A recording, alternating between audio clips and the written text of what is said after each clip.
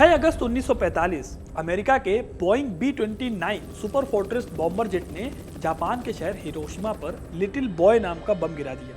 करीब 1.25 लाख लोग राख हो गए। 9 अगस्त 1945 जापान के दूसरे शहर नागासाकी पर अमेरिका ने फैटमैन नाम का दूसरा बम गिराया। यह शहर भी उजड़ गया। 80,000 लोग कुछ ही पलों में जैसे गायब हो गए। इतिहास हमेशा से यह सवाल पूछता आया है कि आखिर क्यों अमेरिका ने बम का इस्तेमाल क्यों किया? क्या कोई दूसरा रास्ता नहीं था? इसके जवाब कई हैं, लेकिन एक जवाब ऐसा भी है जिसके बारे में ज्यादा बात नहीं होती है। वो जवाब छिपा है 25 अक्टूबर 1944 यानी करीब 10 महीने पहले की एक तारीख में। ये वो तारीख है जब पहली बार ह्यूमन बॉम्ब बनाया गया था और उसका भयानक इस्तेमाल किया गया था। आखिर कैसे इस ह्यूमन बॉम्ब का रिश्ता परमाणु हमले से है? इतिहास की फाइलों में कहीं गहरे छिपी ये कहानी मैं आज आपको बताऊंगा, तो वीडियो को एंड तक जरूर देखिएगा, क्योंकि अपना इतिहास नहीं जानोगे तो खुद को कैसे पहचानोगे। कहते हैं जब इंसान के दिल में मौत का डर खत्म हो जाए तो उससे भयानक हथियार कोई दूसरा हो नहीं सकता। कुछ ऐसा ही किया था जापानियों ने। यह इतिहास है मानव बम का या ह्यूमन बॉम्ब का, जिसकी हिस्ट्री से जोड़ता है इतिहास का पहला human bomb attack. Second world war का आखिरी दौर था। जापान का दबदबा कम हो रहा था। मित्र देशों की फौजें मिलकर जापान, जर्मनी और इटली को खदेड़ रही थी, क्योंकि अमेरिका के जंग में उतरने से उनकी ताकत बढ़ गई थी। उसी वक्त जापानीज एयरफोर्स के एक बहादुर विंग कमांडर मोटोहारू ओकामुरा ने अपने राजा हिरोहितो को एक प्रपोजल दिया। ओकामुरा ने कहा कि हमें अपने फाइटर जेट्स में बम भरकर दुश्मन के जहाजों पर क्रैश करना होगा। सिर्फ यही एक रास्ता है। उसने 300 प्लेन्स मांगे और वादा किया कि वो जंग की शक्ल बदल देगा। इस प्रपोजल ने जापानी सरकार में सनसनी फैला दी। लोग समझ नहीं पा रहे थे कि आखिर चाहता क्या है। बहुत कम लोगों को पता था कि ओकामुरा जापान का सबसे खतरनाक हथियार कामिकाजे स्क्वाड्रन बनाने जा रहा था। कामिकाजे जापानीज में मतलब होता है डिवाइन विंड या दिव्य हवा। दरअसल साल 1281 में जब मंगोलों ने समुद्र के रास्ते जापान पर अटैक की कोशिश की तो एक समुद्री तूफान ने उनका रास्ता रोक दिया और ज्यादातर जहाज जो थे वो डूब गए। तब जापानियों ने अपनी रखवाली करने वाले उसी तूफान को ईश्वर का भेजा दूत माना और उसे नाम दिया कामिकाजे। अब सेकेंड वर्ल्ड वॉर में भी जापान को ऐसे ही किसी तूफान की जरूरत थी। अपने 300 सुसाइड फाइटर जेट्स के स्क्वाड्रन से ऐसा ही तूफान लाना चाहता था कमांडर मोटोहारू ओकामुरा, लेकिन उसके लिए जरूरी था ऐसे जापानीज पायलट्स जिनके दिल में ऐसा राष्ट्रवाद हो जो उन्हें सुसाइड मिशन पर जाने के लिए राजी कर ले। जाहिर है ऐसा राष्ट्रवाद नौजवानों में लाना आसान था, इसीलिए 17 साल से 22 साल के यंग पायलट्स को चुना गया।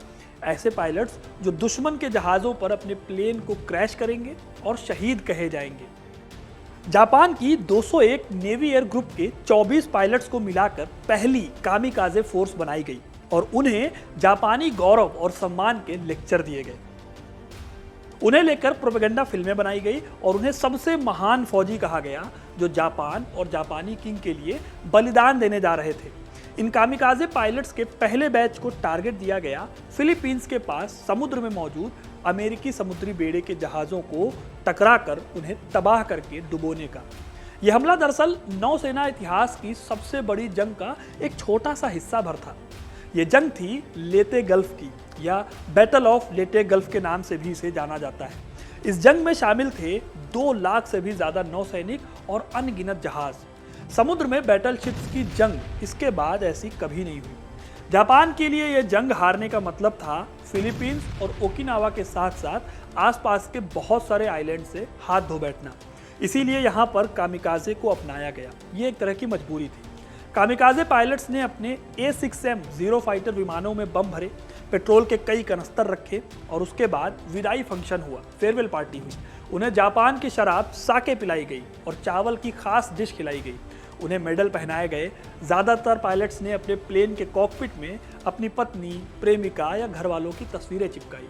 उनके घर वालों को पैसे देने का वादा किया गया था और ये कहा गया था कि वे सब जापान की शान हैं, शौर्य के प्रतीक हैं और आने वाली पीढ़ियां उन्हें महान योद्धा की तरह याद करेंगी। पायलट्स जानते थे कि वो वापस नहीं लौट पाएंगे। उन्होंने 2 बार जोशीली आवाज में नारा लगाया, तेनो हाई का बंजाई, जिसका मतलब होता है राजा सलामत रहे। और फिर पहली कामिकाजे फोर्स रवाना हो गई। 25 अक्टूबर 1944 की तारीख थी। प्रशांत महासागर में भयंकर खलबली मची हुई थी। समुद्र में दूर दूर तक सिर्फ किस्म किस्म के करीब 400 जंगी जहाज थे। 300 जहाज अमेरिका, ब्रिटेन और फ्रांस यानी मित्र देशों के, और 70 के करीब जापान के। समुद्र में ऐसी मार काट दुनिया ने कभी नहीं देखी थी। तभी आसमान में 5A6M0 कामिकाजे फाइटर प्रकट हुए और देखते देखते कामिकाजे पायलट ने अपना प्लेन सीधे अमेरिकी एयरक्राफ्ट कैरियर सेंट लॉ की ओर मोड़ दिया। पूरी रफ्तार से प्लेन जहाज से टकराया, भयंकर धमाका हुआ और जहाज में आग लग गई। कामिकाजे पायलट ने अपना मिशन पूरा कर दिया था। प्लेन में मौजूद बम फटे और तेल के कनस्तर से आग लगातार फैलती गई। सिर्फ 15 मिनटों में अमेरिकी जंगी जहाज डूब गया और 100 अमेरिकी नौसैनिक मारे गए। जाहिर है उस प्लेन को अपनी ओर यूं मुड़ता और टकराते देख अमेरिकी नौसैनिक कमांडर हैरान रह गए थे। जापानियों की ये नई चाल समझने में उन्हें देर नहीं लगी, लेकिन तब तक जापानी कामिकाजी मित्र देशों की फौज के लिए खौफ का दूसरा नाम बन चुके थे। सिर्फ समुद्री जहाजों से ही कामिकाजे नहीं टकरा रहे थे, बल्कि जमीनी फौज पर भी अपना प्लेन गिराकर वो दुश्मन का भयानक नुकसान कर रहे थे। जापानियों ने और दिमाग लगाया। अब कामिकाजे का एक और वर्जन तैयार कर लिया गया, जिसे जापानी भाषा में कहा गया ओहका यानी चेरी ब्लॉसम। हालांकि अमेरिकियों ने उसे बाका कहकर उसका मजाक उड़ाया। बाका का मतलब होता है मूर्ख, फूल। अमेरिकियों ने कहा कि यूं अपने पायलट्स को मरवा देना किसी मूर्खता से कम नहीं है। ओहका दरअसल मिसाइल नुमा रॉकेट होता था, जिसमें कामिकाजे पायलट बैठता था। इस रॉकेट को मिसाइल की तरह एक बड़े बॉम्बर प्लेन से करीब 25,000 फीट की ऊंचाई से छोड़ा जाता था। उस वक्त टारगेट करीब 80 किलोमीटर के फासले पर होता था। जब यह मिसाइल टारगेट से 5 किलोमीटर दूर होती थी, तब कामिकाजे पायलट उसके 3 रॉकेट इंजन को चालू कर देता था और उसकी रफ्तार 960 किलोमीटर प्रति घंटा हो जाती थी।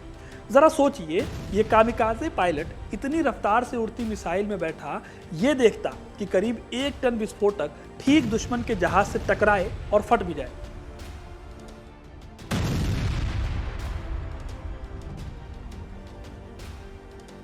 दूसरे वर्ल्ड वॉर में जापान के करीब 1321 कामिकाजे फाइटर जेट्स ने अपने टारगेट से टकराकर विध्वंस और मौत की कहानियां लिखी। इनमें सवार 3800 कामिकाजे पायलट्स ने जानबूझकर मौत को गले लगाया, अपने देश, अपने राजा के नाम पर खुदकुशी कर ली।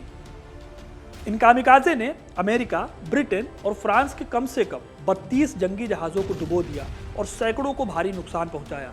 उनके हमलों में 7000 से भी ज्यादा फौजियों की जान गई, जिनमें ब्रिटेन, अमेरिका और ऑस्ट्रेलिया के फौजी शामिल थे। हालांकि मित्र देशों की नौसेनाएं एंटी एयरक्राफ्ट गन्स के इस्तेमाल से कामिकाजे विमानों को बीच हवा में ही मार गिराने की कोशिश करती थी, लेकिन कई बार इतनी बड़ी तादाद में ये प्लेन एक साथ आते कि बचाव मुश्किल हो जाता था। ऐसा ही कुछ हुआ अप्रैल 1945 में ओकिनावा की जंग में। जापान ने ऑपरेशन तेंजो रचा। 300 कामिकाजे प्लेन्स ने एक साथ अमेरिका के जहाजों पर 10 तरीकों से हमले किए। अमेरिका के डिस्ट्रॉयर लाफे पर एक साथ बमों से लदे 20 कामिकाजे प्लेन गिरा दिए गए। अकेली इस जंग में 5000 अमेरिकी मारे गए। बाद में पता चला कि खुदकुशी करने वाले इन कामिकाजे पायलट्स में 16 साल का बच्चा यासुओ टानाका भी शामिल था, जो रॉकेट वाली मिसाइल ओहाका में बैठकर अमेरिकी जहाज से टकरा गया। ये वो नुकसान था जिसके बाद अमेरिका का पेशेंस जवाब दे गया। अमेरिकी राष्ट्रपति हैरी एस ट्रूमैन ने ओकिनावा में जीत के बाद जापान से हथियार डालने को कहा।